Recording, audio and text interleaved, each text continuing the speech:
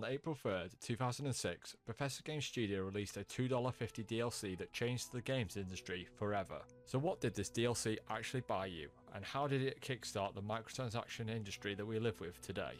In 2006, Bethesda released a downloadable add-on for their critically acclaimed game The Elder Scrolls IV Oblivion, which cost 200 Microsoft points. For your points, you unlocked a digital set of armor for your in-game horse. Mechanically, it just doubled the horse's health bar. It added no new quests, no new dialogue, and no new areas.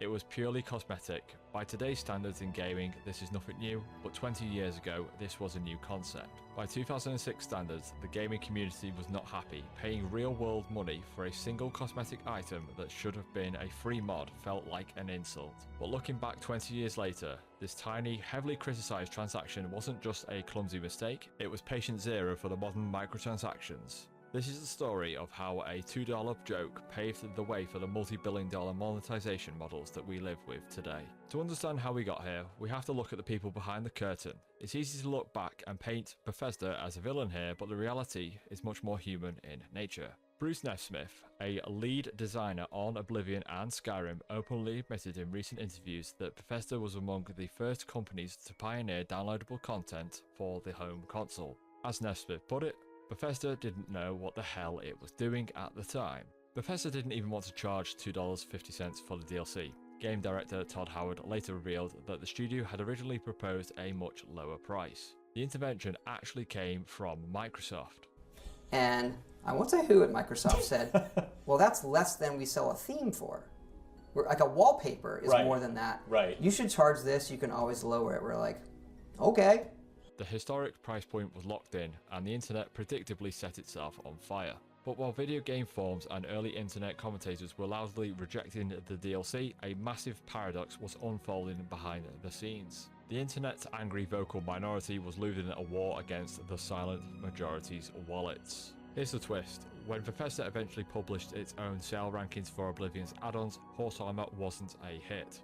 It landed second to last out of 10, but it didn't matter. Years after the launch, with zero further investment from Bethesda, Horse Armor was still selling copies every single day. A mocked low-ranking item nobody respected was quietly generating recurring revenue forever for free.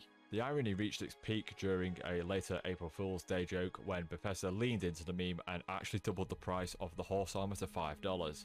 The result? It sold even faster as players bought it strictly for the irony. This massive financial success sent a shockwave throughout the games industry. Publishers realised it was significantly cheaper, faster and more lucrative to sell 10 individual cosmetic items than to spend an entire year building a massive story-driven expansion pack. You can draw a direct, unbroken line from the horse in Oblivion to the games industry that we have today.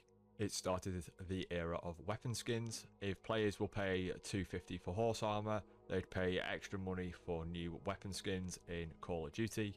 Today it's evolved into the modern day battle pass where titles like Fortnite, Apex Legends or Valorant routinely charge $20 to $50 for a single character skin or bundle pack. In 2006, Horse Armor was viewed as a ridiculous anomaly, a punchline that surely wouldn't last. But 20 years later, looking at the landscape of modern gaming, it's clear who got the last laugh. Bethesda didn't just sell a cosmetic item, they proved a concept, and in doing so, they have changed the business of video games forever. So, I want to hear from you. What is the worst microtransaction you've actually spent real-world money on? Let me know in the comments down below. If this kind of gaming history is your thing, hit subscribe and a like. Thank you for watching.